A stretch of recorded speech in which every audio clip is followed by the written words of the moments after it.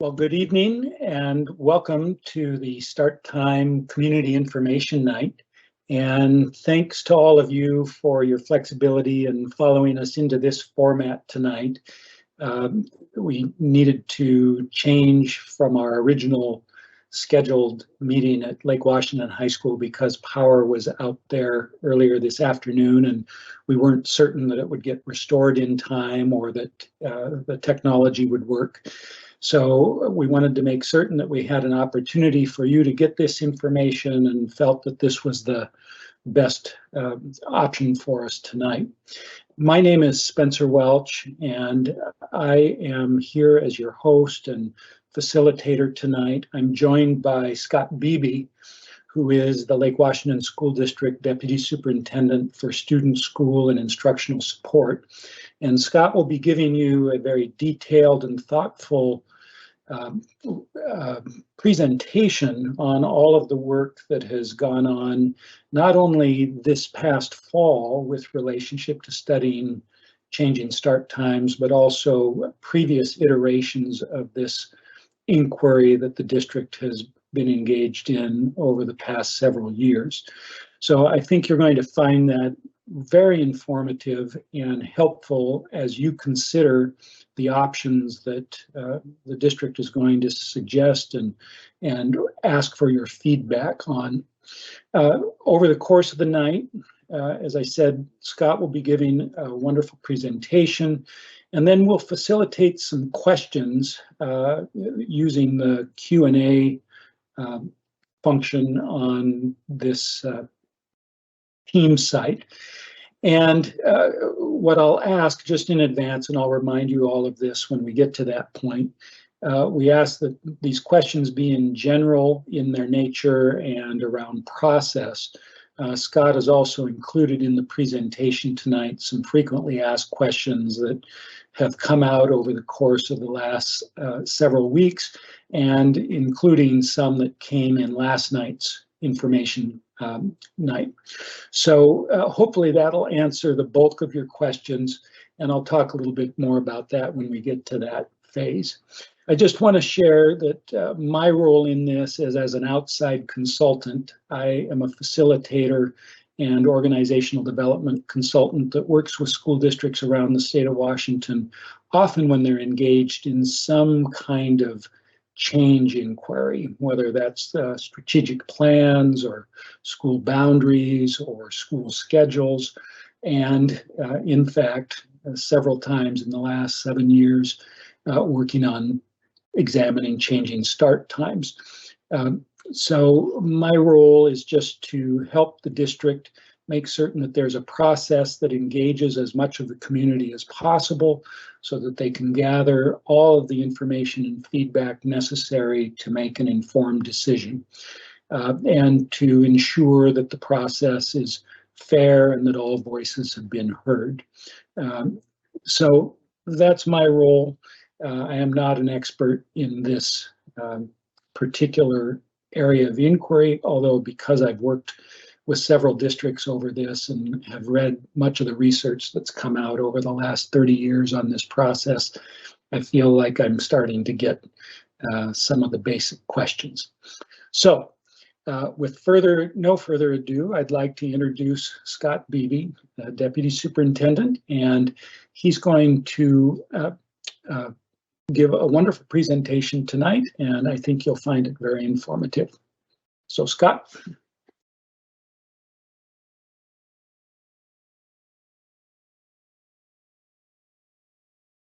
Thank you, Spencer.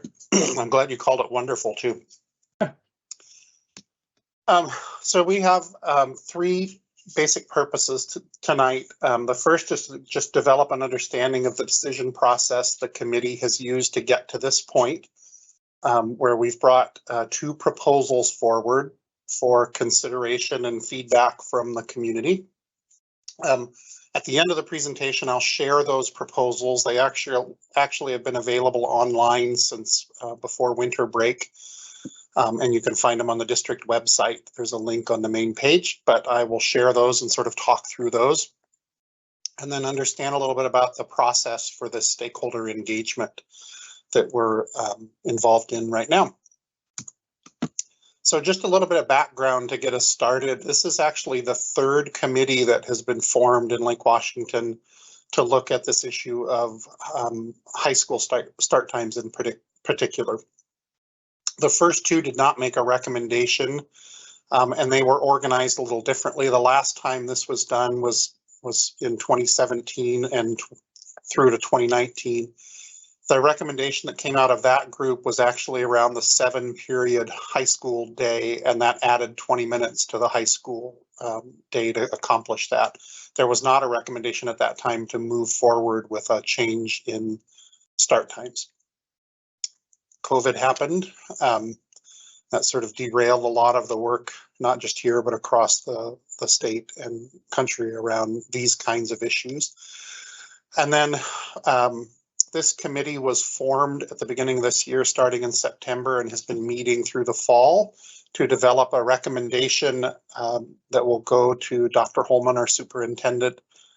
And I'll talk more about that here in just a minute. So the scope of work for this committee is different than it has been in the past. In the past, there was sort of a conversation about building the rationale for changing high school start times. That is not the case this time. The body of research around adolescent sleep pattern and the impact of early start time at high school on adolescent health and development is pretty clear at this point. It dates back more than 20 years and has continued. So American Academy of Pediatrics, American Medical Association, Center for Disease Control, there's lots of research that has been established and has established this as an ongoing concern, and that high school start times are a primary driver of that. So the scope of work we were assigned was to move high school start times to 8 o'clock or later. And this is a little different than previous iterations. When the high school day was extended to 20 minutes, preschool start times were shifted in the day later. And our preschool now, our youngest learners are the latest dismissing preschool in the region, and that has caused some other issues for our little ones. So we were asked to move preschool start times earlier in the day as part of this recommendation. This committee also looks a little different than it has in the past. In the past, these district committees have been primarily district staff. This particular iteration, it's been primarily parent and community members. There was a announcement went out in September for interest, and we tried to select a cross section of parents to represent all the way from pre-K perspective through 12th grade, and even have done some outreach for adult transition also for some families that have students that receive services till age 21, although we don't have a specific representative on this particular committee. District staff members, there are some voting and some non-voting. As an example, I'm the deputy superintendent there. I'm an ad hoc member. I provide information and perspective, but I'm not, when it comes to forming consensus around an option or options, that's not my role. Dr. Welch is an outside community member that we've contracted with to provide facilitation services too. So it's being facilitated by someone outside of the school district. We also have a transportation consultant that has worked with us to do a lot of the modeling around options for moving start times. This was the timeline established. We met first September 22nd. Our meetings have been on Thursday evenings for 3 hours. And I'm not going to read it all to you. It's available online also, and all of our meeting minutes are also available, so you can kind of see how the work has unfolded. We started building a lot of background knowledge around how start times are set currently and why they sort of exist the way they do, and then looked at a lot of the parameters and variables that impact how and when you start schools, at least in Washington State. December 15th, we had our last meeting. We meet one more time next week. The meeting on the 15th was to get this material ready and get it out to the public with as long a lead time as we possibly could. There is a sense of urgency around getting our recommendation out of committee and to Dr. Holman.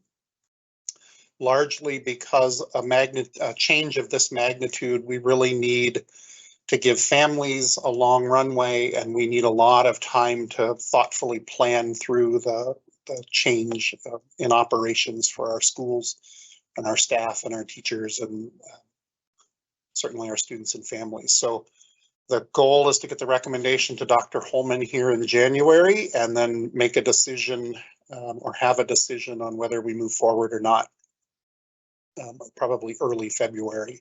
If it stretches much beyond that, we don't feel like that gives enough time for thoughtful planning and enough time for families to do the work that they'll need to do to adapt to a change like this.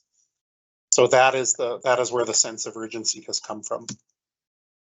The committee did a lot of work initially around guiding principles. We knew that we were going to have a tough decision because this is a complex issue, more complex, I think, than a lot of us understood going into it.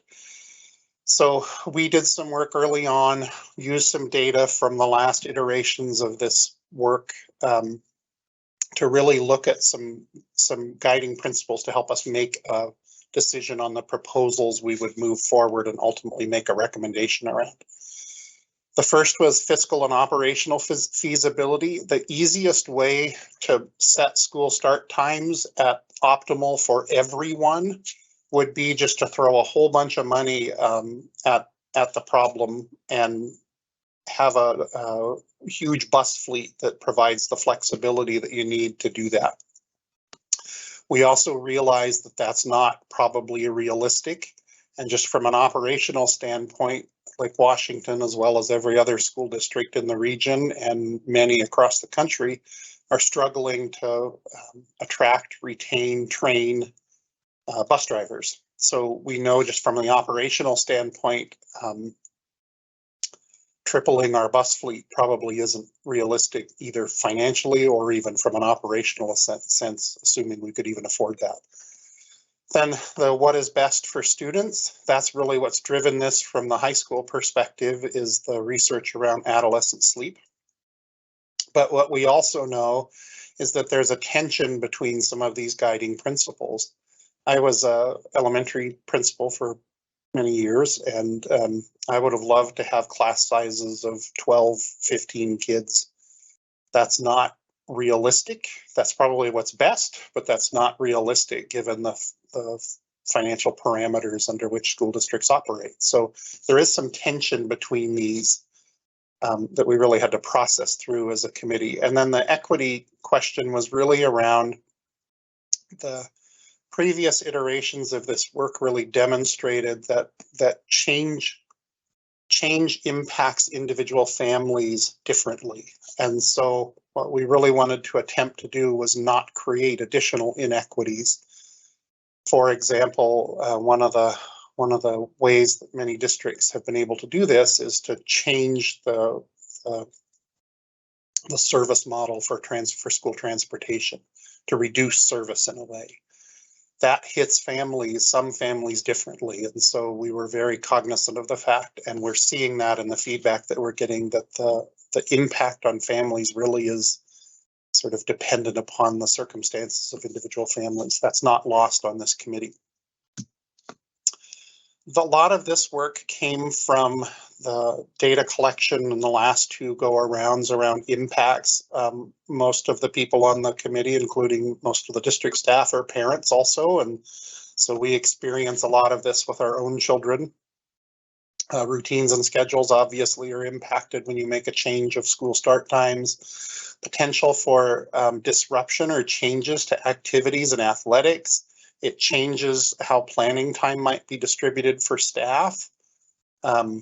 There's collective bargaining implications for a lot of that. As I'm sure you know, school districts collectively bargain contracts with teachers unions and paraeducators and most of our staff. And so when you start changing working conditions like that, particularly if there's dramatic change, that can have impact in that way. Certainly financial implications, potential issues around teaching and learning. That's part of the reason the research exists around school start times, is there is impact on adolescent attention and ability to perform optimally, I guess is a good way to say that, in early morning hours. And then we all live in an area or region where there's traffic. We did some work with municipalities to even look at traffic patterns. Kirkland was super helpful in giving us some data around that and giving us some visualization. Juanita High School actually causes the traffic in the morning and afternoon on, I think it's 132nd that runs out front. And you can see that spike. So we're cognizant of the fact in the committee that changes like this have impact and unintended impact frequently. And that changing the start time for one level because all of the variables are connected between schools, particularly around transportation, really impacts all of the others. So there was a lot of work done to try to understand as you pull one lever what happens to the others. This came up as a question last night, so I just wanted to address it right now around our data collection methodology. We had conversation as a committee around quantitative and qualitative options. And a lot of the data that has been collected in prior iterations of this work was quantitative. And what it really demonstrated was that fact that depending upon who was responding, so different stakeholder groups favored or disliked different options that had been presented. And so it really didn't produce the kind of data that I think we hoped for, which was one option might stand above the rest and be, well, that's obviously the choice.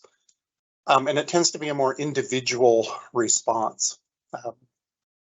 And the question comes up of how do we vote? And part of the reason we chose the methodology that's more qualitative through these thought exchange opportunities was exactly that. The vote really distributed across, I think the last time in 2018, 2019, there were 4 options presented.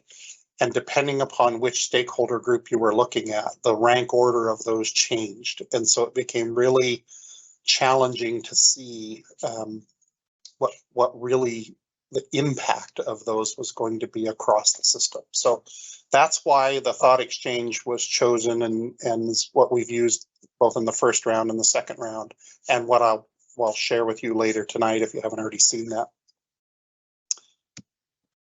This was the question that was put out earlier to the community, and we really are trying to, as a committee, understand those impacts. We certainly know some of them because we're part of this community and have children also, many of us.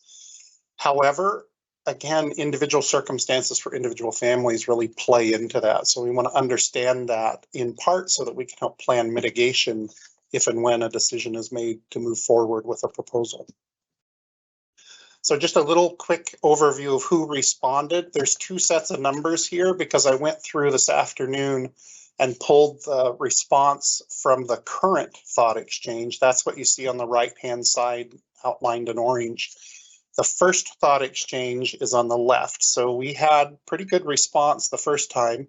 We expected to have a better response the second iteration because we have actual proposals to respond to.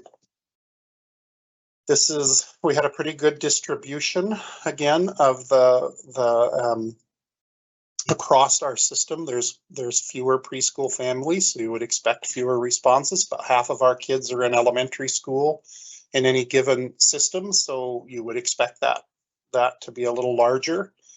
High school is really the focus, although as I stated earlier, really you can't move one without impacting others, without it becoming just financially not feasible. And then the distribution across the district, we're getting better response from all areas of the district in this go around. So we're kind of excited about that. And the other category is just, we added that in this second round because we do have families that don't live within a specific region or don't know what region they live in. So we wanted to give an opportunity for people to just express that. So what did we learn in that first round of data? There did appear to be more positive support for a change in that data collection than there was in 2018. I don't know that we expected that, but it does sort of make some sense given the body of research has continued and many of the districts around us have been having this conversation and have made the shift to later high school start times. It's important to realize that every school district sort of exists with some unique set of circumstances. So what other districts do may or may not be part of the solution for our school district. We did raise awareness and we did learn some different impacts, and I think that was healthy for the committee to process. I talked about that. We did expect different when we had proposals that we would get different results, and we're seeing that. We're getting a lot more impact statements from families. And then part of the reason we use Thought Exchange also was it does two-way translation. So it will translate into a family's home language and the family can respond in their home language and it will translate back to English. So we've seen a better response in this go around. I think there were 13 or 14 different languages represented in the data sample this time. And we are doing some additional just some targeted focus groups. I've reached out to our equity department to help me ensure that we're getting some response from more families who may not always respond to an electronic survey. And then we were supposed to be in person tonight, but obviously we're not. Part of that was just to be able to be in a room together and have this conversation.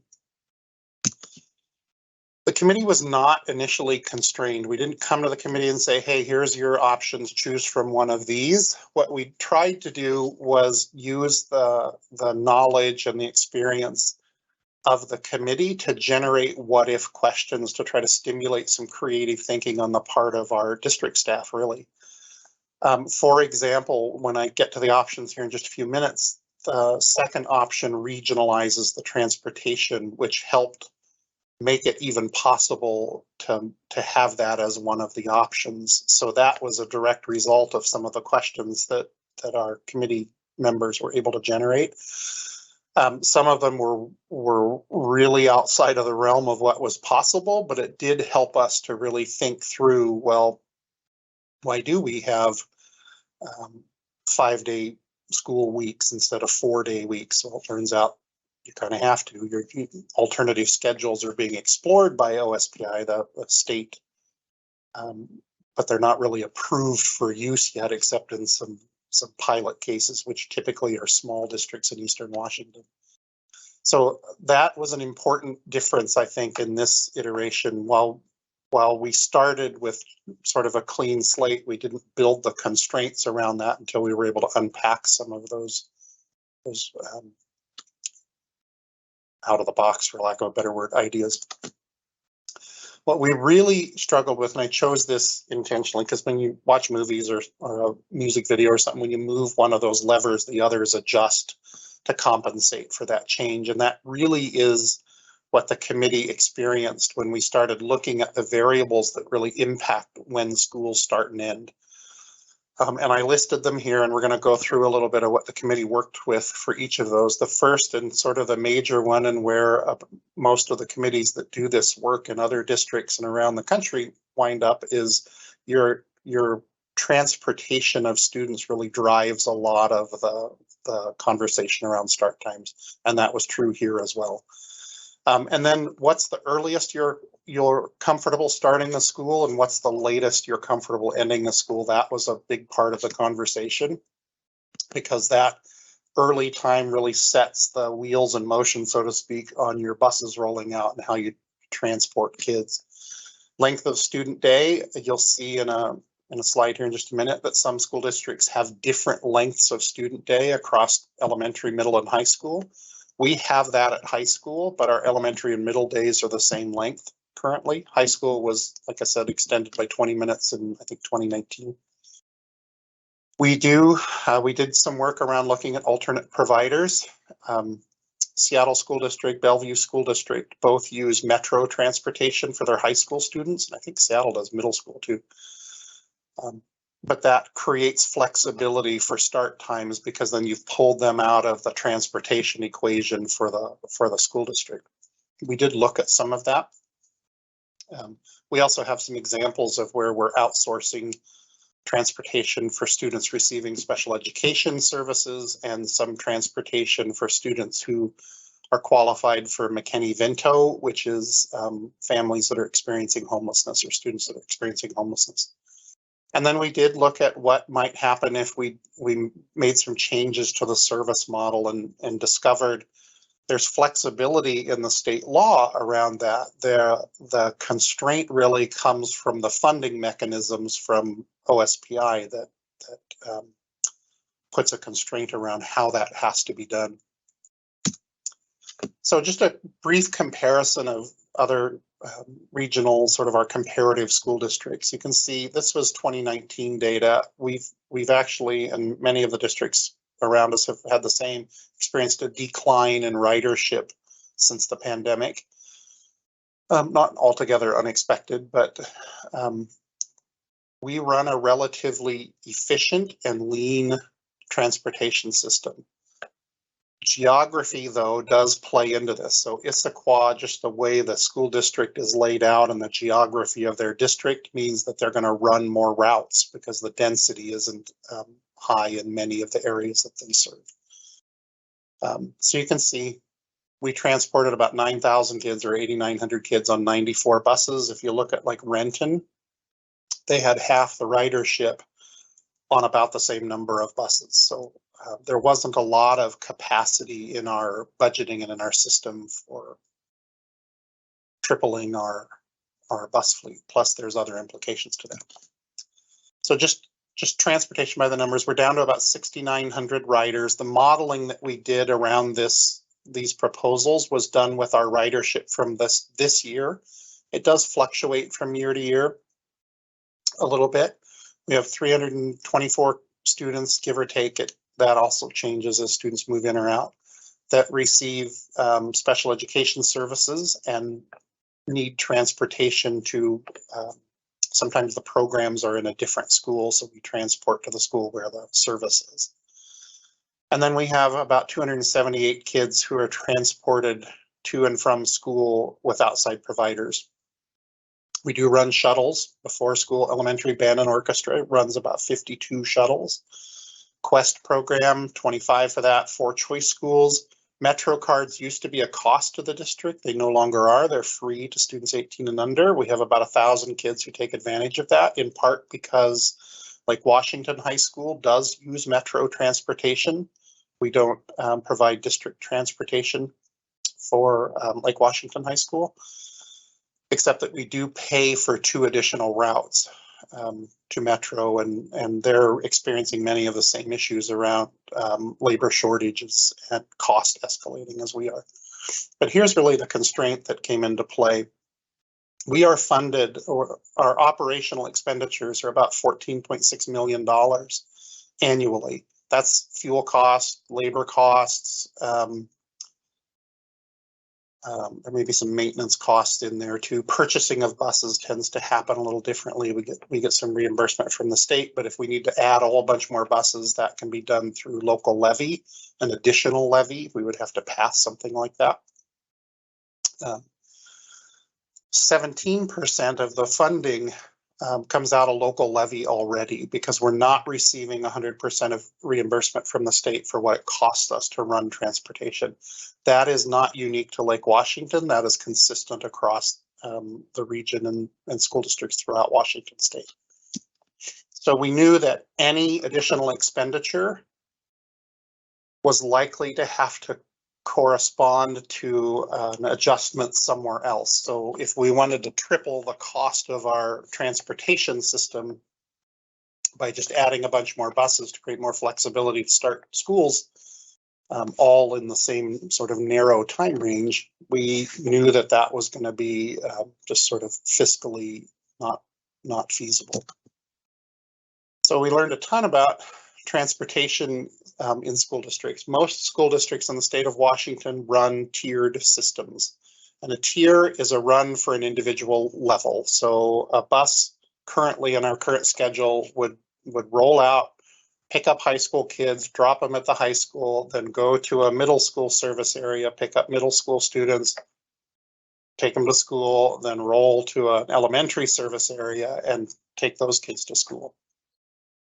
That's done because it maximizes ridership on individual buses, creates efficiency in the system, creates hours for labor. So it's hard to find bus drivers, in part because it's not always an 8-hour-a-day job.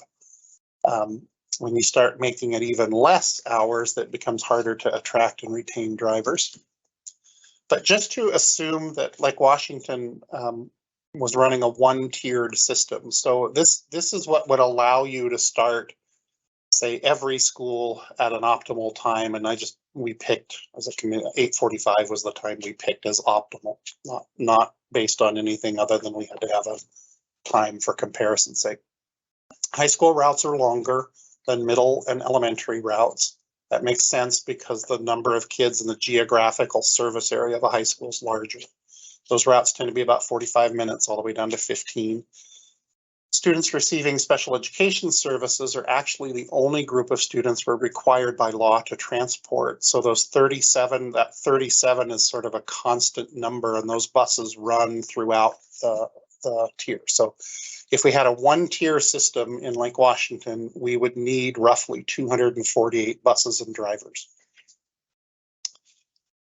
But because most school districts, including Lake Washington, use a multi-tiered system where you're using the same bus for multiple runs, you're able to consolidate and run much fewer buses, have longer hours for drivers, which helps retain and attract. So this is currently a representation of our existing busing. So we're currently running about 98 buses. Our biggest tier, plus our special education tier, is what determines how many buses and drivers you're running at any given time. You'll see that elementary school is split because that tier is considerably larger than either high school or middle school. So if you were to run that as a single tier, all the elementary start at the same time, you would need 28 more buses on top of the 98, which becomes cost prohibitive when you think about we're already spending about 13% of the cost out of local levy. Plus you got to buy the buses and maintain them and have a place to put them. That is why the elementary school tier is split into an A group and a B group. And it continues to be in both of the proposals. I'll show you here in just a minute. So the constraints around transportation really became the constant was the routes for special education, students receiving special education services, and then whatever the largest tier was. So it really became about, can we create capacity within that largest tier to make adjustments to start times? So we looked at, currently our bus zones for Lake Washington are set at a 1 mile radius. You can go up to 2 miles, and that's the constraint that's put upon us by OSPI. You can't selectively transport except by that geographic model. We did look at extending, and that saves about 10 routes, but if you think back to the previous slide, that's not enough to really create capacity. For example, to consolidate the elementary into a single tier. Also, former elementary principal, sort of the bane of every principal's existence, and many of us as parents, is the morning drop-off and the afternoon pickup at schools. Those in many schools already extend out. I know I've been out on the plateau when Eastlake and Inglewood are starting, and those lines of pickup drop-off can create traffic in the city streets. It certainly happens at elementary schools too. So we looked at, can we eliminate a tier or consolidate to compress the start time window, add dramatically more buses? Remember, one tier systems almost triple what we're currently running. I guess about 2.5 times what we're currently running. Or could we stop transporting the whole level of students like Bellevue or Seattle did? And we did look at, what does reducing service have? What impact does that have? And the data we were able to pull to look at that, I wanted to share, and it's a leap to go from a single day to that impact continuing indefinitely. But what it did demonstrate is when we're having to cancel bus routes. So this was from earlier this fall. And we looked at the 4 days prior to when a route was canceled and the attendance average compared to the attendance on the day the bus route was canceled for the kids who ride the bus. And what we saw was a pretty dramatic, in some cases, increase in absenteeism. Which, yes, it means you were scrambling in the morning sometimes if it wasn't announced the day before to figure out how to get your student to school. But that's an impact. That's an impact on families, and that hits different families differently. Then this was one of the variables I talked about. What's too early to start a school and what's too late to dismiss a school? That changes. At least the conversation changed on the committee by age of student, and even if we agreed on, like, we had some conversation around, well, elementary kids tend to get up early, although that's a generalization, and that's certainly not true for every student. So if we put them at the beginning, that means they're going to be walking to school or waiting for the bus in the dark, and well, but parents can just wait with their student. Not every parent can do that because many parents work and or just don't have the luxury of being able to wait. So that was part of the conversation around what's too late and what's too early. And then obviously those determine for your transportation, when does the first tier start and when does the last tier end, and then that elapsed time of what you need to transport kids to and from school. Talked about impacts to the labor pool, talked about traffic patterns.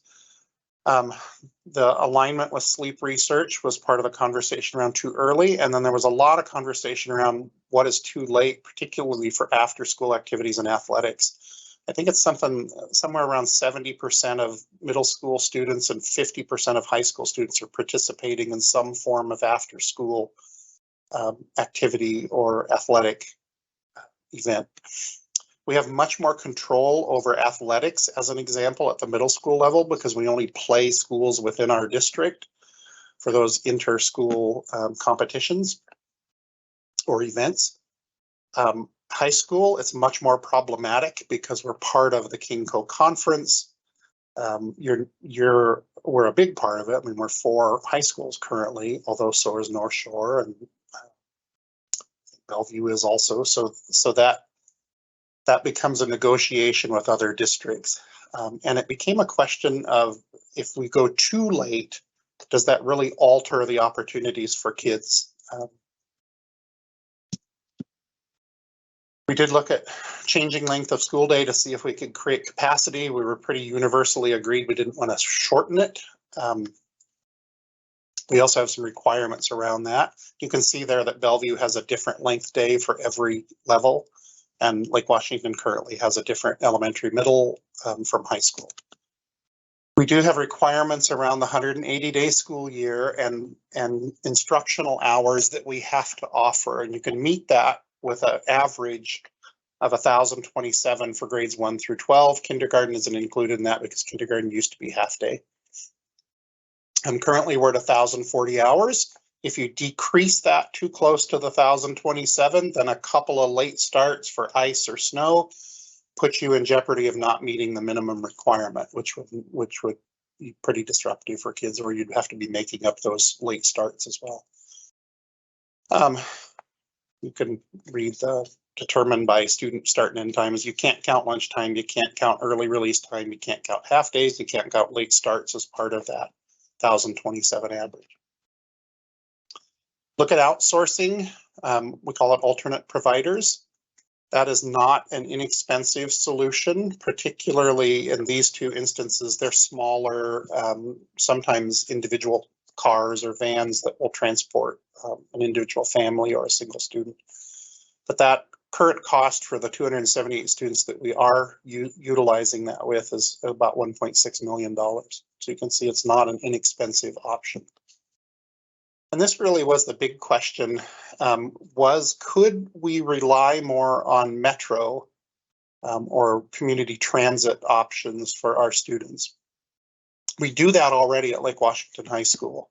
That cost has escalated since we started that. I don't remember exactly when, it was several years ago. And we are seeing some post-pandemic change in just the buses filling up, not on the routes that we're paying for, but on the other 3 routes that are just general metro routes. Cars are free, so that was a bonus. We did meet with Metro. We met with a couple of planners and a supervisor and talked through what we were working on. We did a lot of work around just Metro routing, and what we discovered was there really isn't capacity currently, nor is there current intent by Metro to add capacity for our other 3 high schools. So Redmond High School, you can see there's right kind of in the middle. There's one route that runs past Redmond High School. If you look at the right to the right of that yellow circle next to Redmond High School, or oval, you can see that is the one route that runs out to the Redmond Ridge and actually goes out through Carnation and Duval before it comes up back up Novelty Hill. So even if we were able to use that in some cases, kids would have to go into Redmond on a different bus, transfer to the one route that goes past Redmond High School, and their bus rides become so long that you're really not saving any time. And there is not capacity for the number of students that we're transporting, not even close. East Lake, one route that runs out Sahali Way and goes past East Lake and runs through Issaquah and then to downtown. And at Juanita, there was a little potential here. There are 2 routes potentially that could service Juanita, not enough though. And it also is going to require multiple transfers for kids to get to the right route to make it to school. So it is not an immediate solution. They were willing to do some basic adjustments when we set our times to provide what they can as an option, even to the point of adjusting some of their bus stops. They have some flexibility. I think it's up to 20% change in any given stop. They can make that adjustment without having to get county council approval. Current practice for qualifying for bus service. I've talked about this a little bit, so I won't spend a lot of time here. The policy is set by the school board. That's what the state law says. It's currently set at 1 mile. The funding, though, is tied to the geography model of no more than a 2-mile radius. So we had conversations about, could we just have families tell us if they need bus service, and only bus families who have said they need it. Not really. You have to offer it in any place based on that geography model. We can't pick and choose or offer to some but not others, except by geography. The rest of that's pretty standard stuff. You can, even if the radius is set to 1 mile, elementary students may have to walk up to 1.5 miles. High school, middle school, up to 2 miles if there's no direct route. So you might have to walk out of the neighborhood and then catch a street back, something like that. So that was over 20 hours of work by the committee in a short time period, but it really was a complex problem, and there were no perfect solutions. The perfect solution is driven a lot by that transportation number, and if we could just add a couple hundred buses, we could solve this problem pretty easily, but it would have a pretty dramatic impact on other aspects of district operations. So just to remind us, the scope of work was high school start times greater than or equal to 8, so 8 o'clock or later, and move preschool, and that was a unique complexity to this iteration of this work. That was not part of the conversation in earlier attempts. I've shaded, but I'll show them to you very shortly. The current schedule, this is what we're currently running. You can see high school start at different times, middle school start at different times, and elementary start at 1 of 2 times. Transition was asked last night, what is that? That's the 18 to 21 program. Those are students receiving services past high school until they age out of that program at age 21, and they're qualified for those through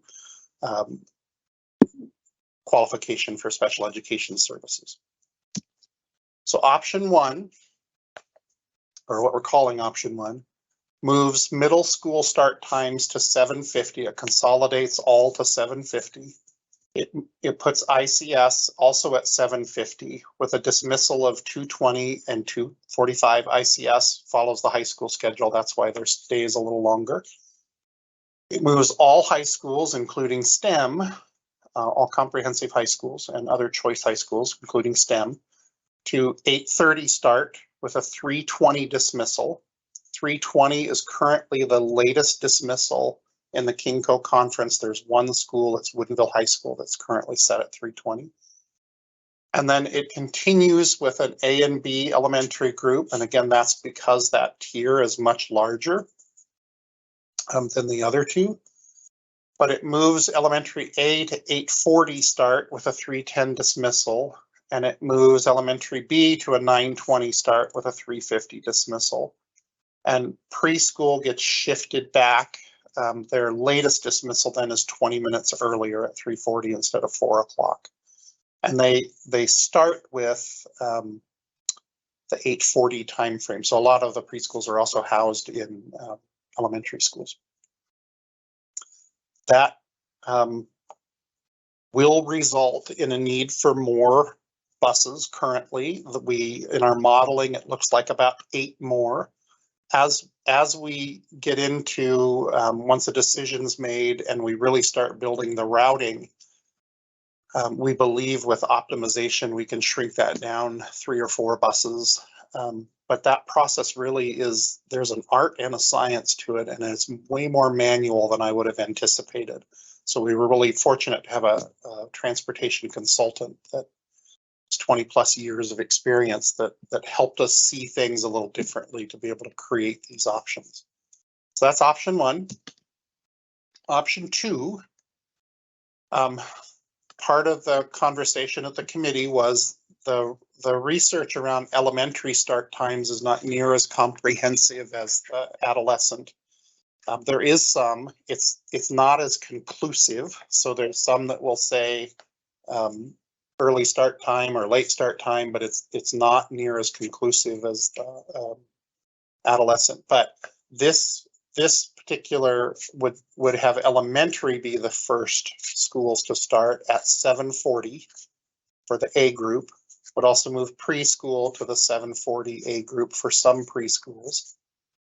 And the elementary B group would start at 8:05, and the end times for both of those would be 2:10 and 2:35.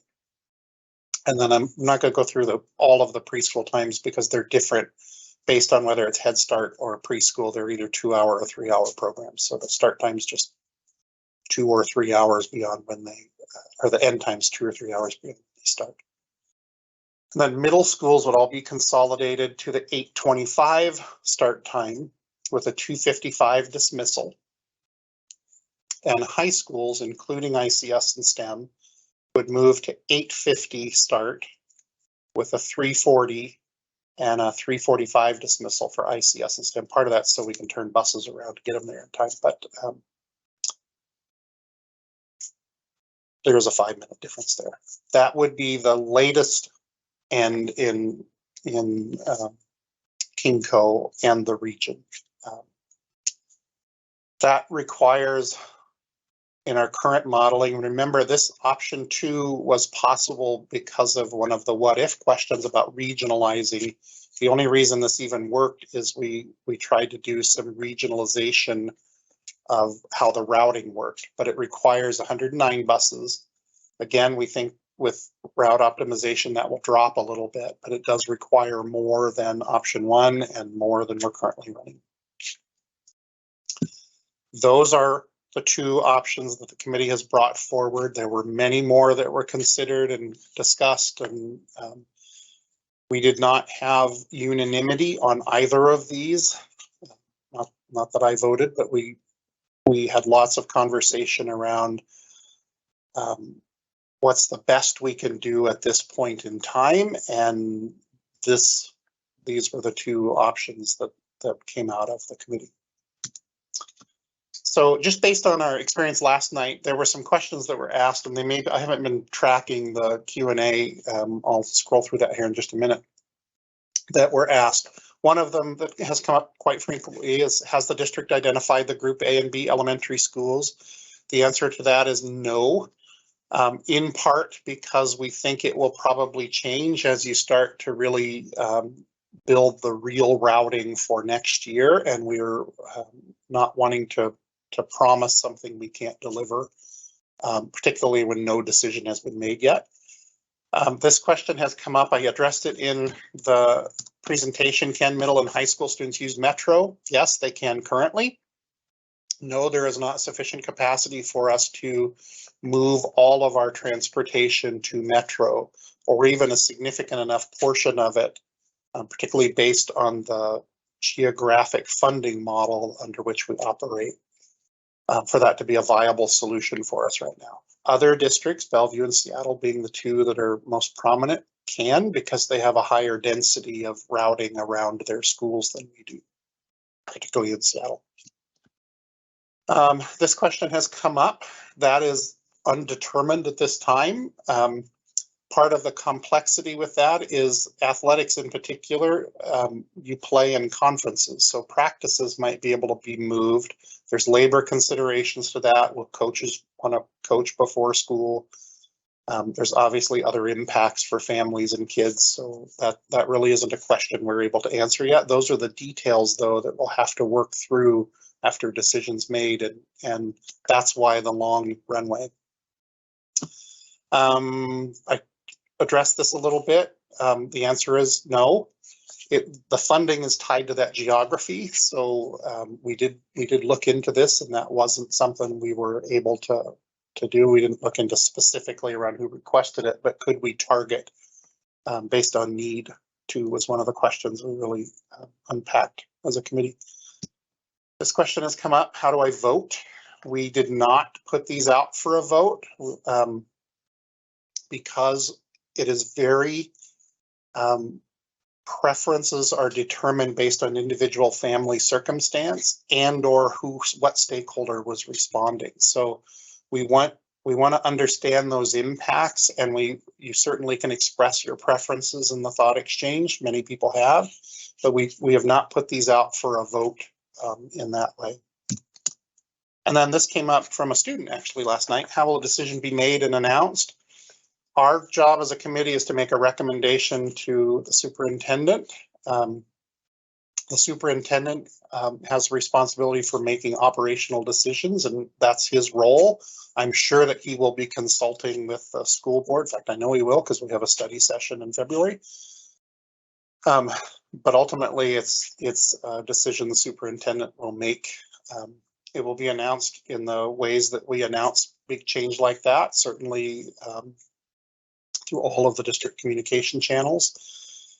And I think once a decision is made, word of mouth in our community is alive and well, which is a great thing for us. So next steps, the thought exchange is open now. That's on the next screen. I'll show it to you. It closes on January 10th because the committee meets for the last time on the 12th. That gives me the 11th to sort of get the data out of the online tool and prepared for the committee to look at and consider. The goal of that meeting is to outline a final recommendation. That'll be written up and delivered to Dr. Holman after the 12th. And then the decision-making timeline really is up to the superintendent and in consultation with the school board and other district staff. We're doing some costing out and some of that of some of the implications we know about. That will certainly inform. One of the reasons the thought exchange was the preferred method was the impacts you're able to share really can help the district when and if a decision is made to move forward, develop mitigation strategies, both for district operations, but how to help families for we can reach out to childcare providers and help them understand the change in times and maybe help facilitate some adjustment and opportunities for things like that. So that's part of the reason for that qualitative approach to data collection, is we think that can really inform both the decision making, but also the planning ultimately for the next step. And then assuming that decision gets made relatively soon in the spring, the implementation would begin next school year. If it doesn't get made early in the spring, that is unlikely, just given the reality of a change of this magnitude. I will leave that on the screen. That is a QR code that'll take you right to the Thought Exchange. You can actually get there from the district website. And I would encourage you, we've had over 5,000 responses already, and that grew about 1,000 last night. We've got way more people here tonight. So I will turn it back over to Spencer. And Spencer, I'm going to start scrolling through. We have about 67 questions published or submitted. I'm not sure we're going to be able to get to a lot of those, but they will be downloaded, included with the committee, and certainly we'll be answering those detailed questions if and when we get to the decision plan. So Spencer, I'm going to put you back on screen. Maybe.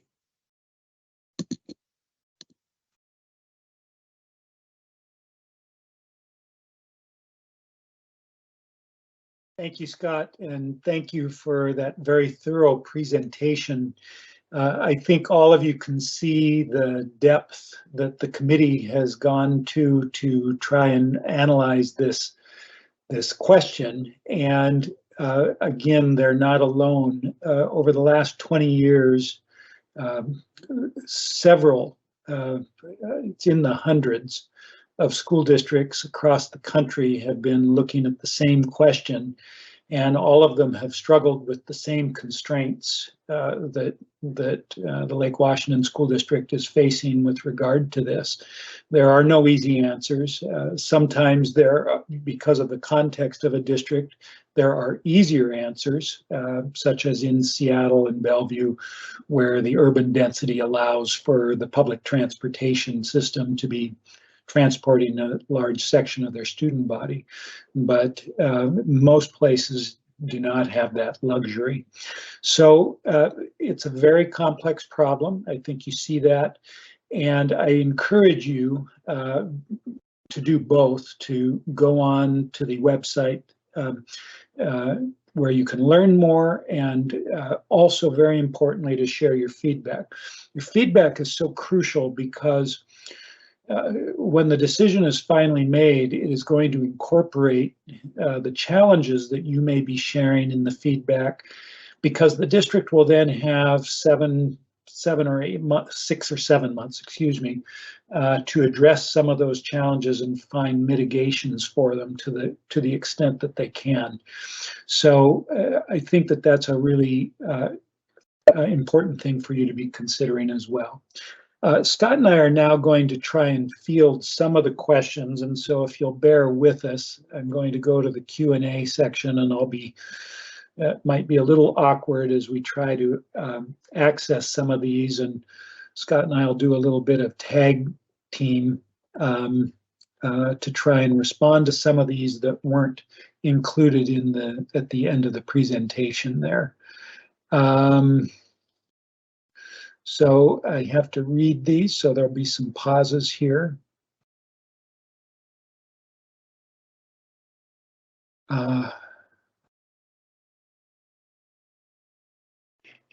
Scott, do you want to address the early release times question? It's a little bit outside the scope of this particular inquiry, but I appreciate the question here.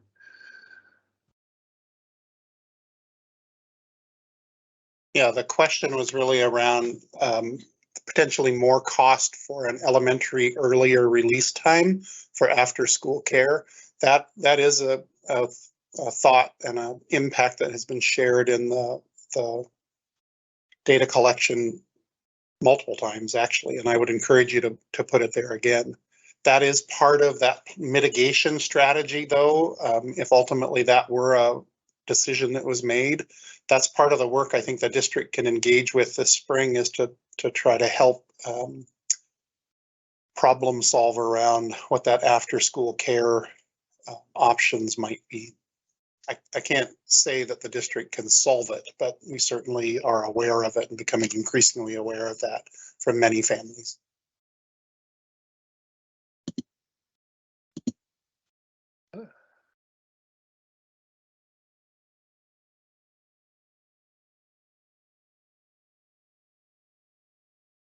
Yes, there's a question here for every student, regardless of their age. There is research saying different people benefit from different starting times, and that is true. There is no doubt about that. The extensive research does show that there are generally more favorable results for high school age students, later adolescents, starting at a later time than they currently are. As Scott said, the research about elementary age students is much more mixed. And so your question is an important one that I think you should include in your responses to the thought exchange with regard to that.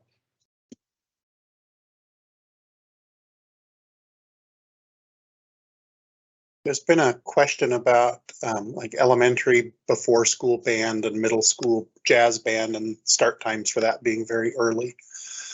Those are the details that I think the district needs the lead time to be thoughtful about how to plan around some of that. So yes, they've been considered, but that's the work that needs to occur, are things like that. The impacts after decisions made are different depending upon which option is selected. So there's been initial conversation, but no resolution at this point. There's a question commenting that it doesn't seem like choice school parents were included. There was an outreach to try and include choice school parents in the committee process, although we were not able to secure any of those folks. Again, I'd encourage you to include a response around that in the thought exchange. ICS is complicated because it's a middle school and high school. I'm correct about that, am I not, Scott? Which does put it in this in between. I don't know if that's the correct way to say it, but in a little different category than the others. In the proposal B, by the way, you'll see that ICS is included at the same time as the high schools, but then that in the other comprehensive high schools, but that then complicates the middle school factor around that. There were several questions around Metro that I just want to reiterate. Yes, Lake Washington High School students do currently ride Metro buses. We did investigate, could we move high school students from Juanita, East Lake, Redmond High School, ICS, and some others to Metro? The answer was no, that there wasn't sufficient capacity or routing to be able to do that in the same way that Lake Washington High School has done. And then there were several questions about the elementary A and B group, whether or not, if you're already in a late or early start, which we're trying to avoid late and early, but A and B, if you're already a B school, that doesn't necessarily mean that you stay a B school. That's part of what when the routing really gets determined and really is optimized, those things could change. That's why we haven't published that list yet, but that is one of those details that would need to be figured out very early in the process and announced so that families had time to plan for that potential impact. There's a question here that I want to address. It says that North Shore District was able to move the high school start time later without touching the elementary schools. Can we borrow their approach? And I just want to clarify that they actually did. North Shore did this in a two-step process. Their first adjustment was in 2017, I believe. And at that time, they did move the elementary schools both tiers of elementary schools. They're similar to Lake Washington. They run a two-tiered elementary process with their busing, and they did move both of those tiers later. They did not originally make as significant a change with their high schools as they did it last year, and they found a way to do that without changing the already later elementary schools that had been moved in the 2017 part of the process. So they faced the same issues that we're facing in this question.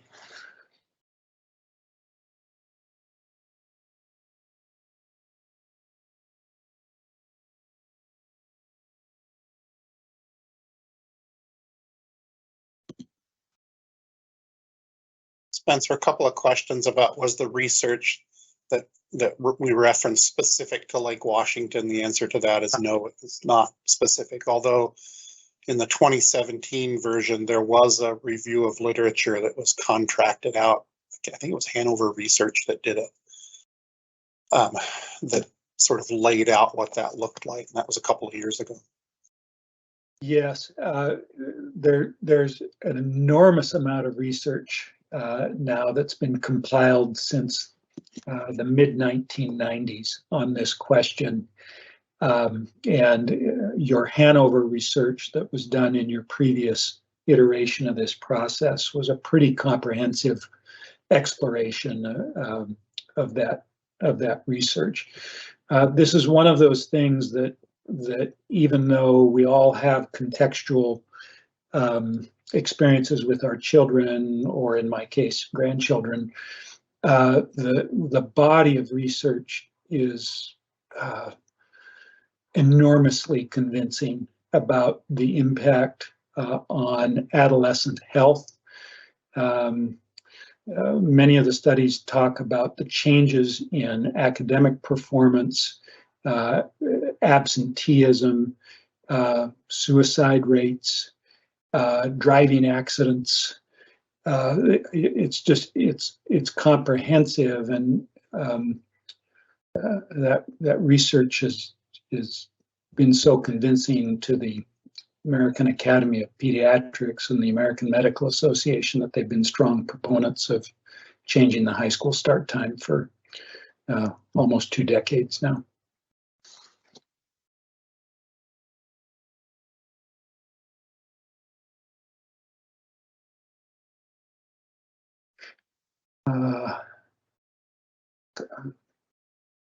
Couple more questions, and just to reiterate this, regardless of which option was to go forward, the determination on A and B elementary school tiers can't be made yet, because it will require a further fine-tuning of the process to make certain that the district can actually pull it off operationally.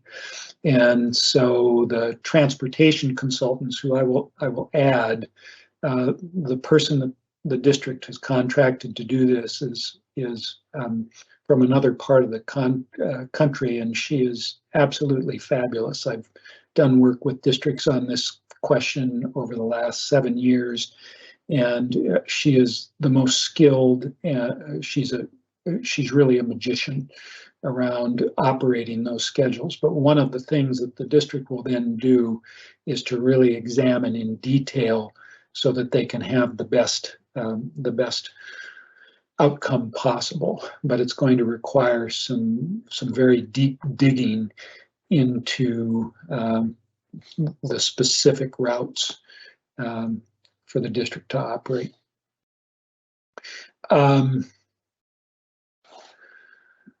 Scott, there's a question here: is staying on the same schedule as we are today an option? And I don't know how to answer that. Yeah, that's kind of outside the scope of the committee work. Our role was to provide a way for us to move high school start times later and preschool start times earlier. ultimately the decision on whether or not we do it with one of these options or at all is what the superintendent, Dr. Holman, in consultation with the board and others will have to decide. The timeline has come up a little bit here late. There's been a couple of questions about timeline. And so I just want to reiterate, our work was to provide the recommendation here in January so that a decision one way or the other can be made likely in February. If it pushes much beyond that for whatever reason, then it is our belief that there's not enough time to thoughtfully plan, both from a district operational perspective, but also the impact on individual families to be able to mitigate for their own circumstances, whatever that change is for their family. So the timeline is we're going to get our recommendation hopefully here next week, get it to Dr. Holman shortly thereafter, and then work through the process with Dr. Holman to make a decision, and that will certainly be announced when we get to that point. There are some questions about, or some comments about working parents. Those are great things to add to the thought exchange. That is exactly the kind of impact I think that the committee would like to hear from. And as we work towards a final recommendation, and when Dr. Holman will have access, obviously, to all of this data also. So that is great information to inform that work.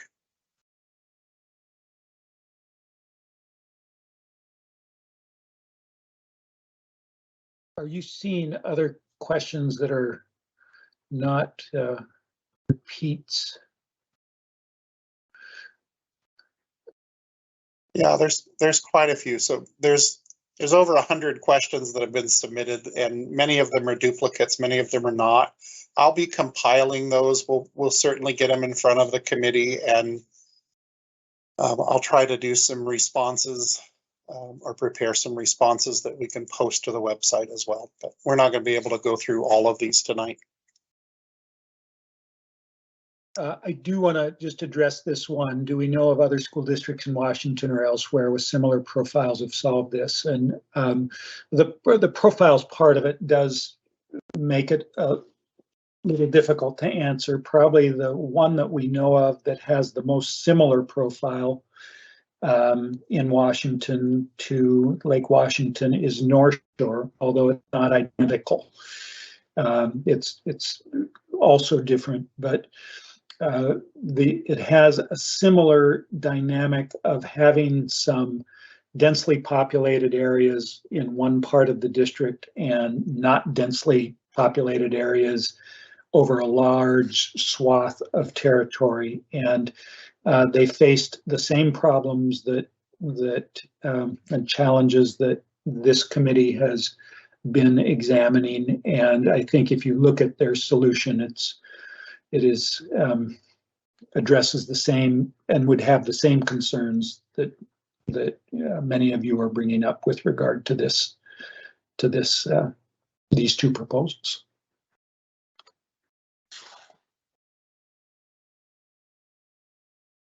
Okay. Well, thank you so much. All of these questions, even if we were not able to answer them directly, are extremely important. As Scott has said, he will compile all of these and continue to incorporate this into the committee's last conversation, which is next week, and they will help the committee to make a potential recommendation to the superintendent. I strongly encourage you also to perhaps include some of these comments in the feedback on Thought Exchange, and you see the links there. Your participation in this is crucial, and the district has been committed from the start of this project to be attentive to all public commentary and all public feedback, and it is our hope that even though whatever decision is made, there will inevitably be people who are not thinking it ideal, that at least you will understand that the district listened and carefully considered all feedback. With that, I would like to wish you well. I want to thank you again for participating tonight, to coming to this, and to, again, your flexibility in changing this from the in-person event that was scheduled for Lake Washington High School to do this online with us. We appreciate your participation and input. There is one more community information session, which is scheduled for tomorrow night at 6 o'clock at the school district central office resource center down attached to the Redmond Town Center complex. And we hope to see more people there as well. So thank you very much, and I'll just hand it off to Scott for any closing comments.